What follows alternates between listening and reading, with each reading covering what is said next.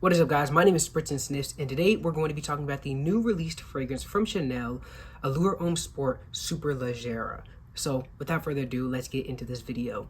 First, I want to say congratulations to the two winners of the fragrance giveaway. I'll put their names here on the screen. And thank you to all my supporters and everybody that actually joined the giveaway. But now let's get into the review. So this is a very fresh fragrance with citrus and woods, and that's kind of what it is. You get some grapefruit and maybe a little bit of orange of some sort. And then you have some sandalwood and cedar that you pick up in here. And honestly, it's a very smooth, clean smelling fragrance. It gives me reminiscent vibes of Versace Dylan Blue, but no incense. And if you toned up the citrus, that's kind of what this reminds me of. It's very clean. It's very wearable. Not the most unique fragrance, of course, but honestly, very well put together. I mean, it's Chanel, and of course, we maybe were expecting a little bit more from them, but as far as I'm concerned, this is a very perfect release for everyday wear. I mean, that's honestly seems like what every fragrance brand likes to do, either release something that's everyday wear or just something super sweet clubbing type fragrance. This falls into that very clean everyday wearing kind of fragrance. Its quality is honestly very, very good. I mean, like I mentioned before, if you took Dylan Blue and you changed around the stuff that I said, and then you just amplified the quality of it, this is kind of that vibe you get. Not a blue fragrance. It doesn't smell like a blue fragrance. There's no aquatic vibes in here at all. But you get that kind of clean smelling soapiness almost, just for an easy everyday wear fragrance. This is my style of fragrance, a great citrus and woodsy fragrance, and honestly a great addition to the Allure Homme Sport lineup from Chanel. My biggest issue with this fragrance is I fail to see where the market for this is going to be. Of course, like I mentioned before, it's a very everyday, casual kind of fragrance, but there's so many more fragrances that are half the price of this that offer very good quality and basically do the same thing. I mean, this fragrance I think is $175 US plus tax. When I paid for it, was about $186. So you're dropping $200 for a fragrance that you're gonna wear every single day.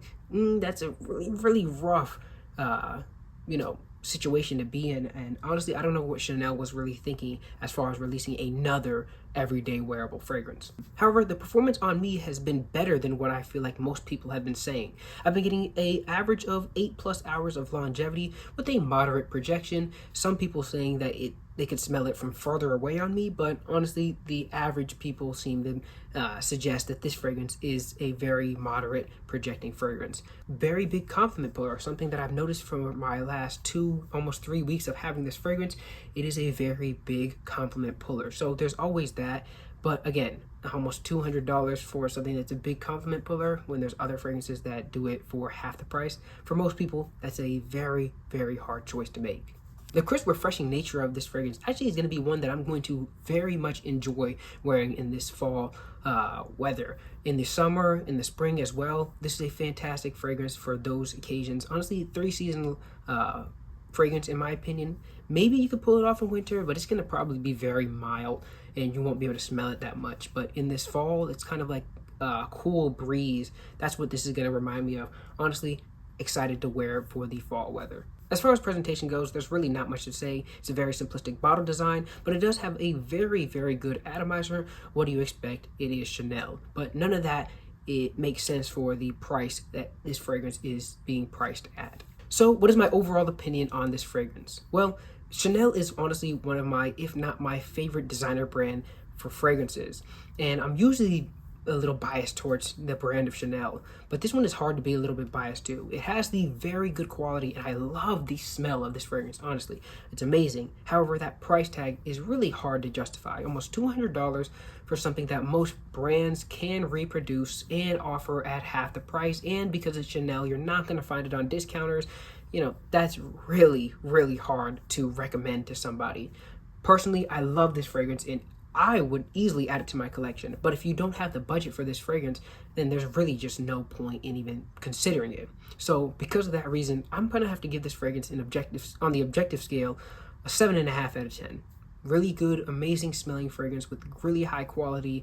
However, it's just throwing it into a very overplayed category of fragrances. So very hard to recommend. So guys, that is my review of Chanel Allure Homme Sport Superleggera. Oh my goodness, that name is very long. If you enjoyed this video, of course, leave a like and subscribe, of course. And thank you to all of my supporters, guys.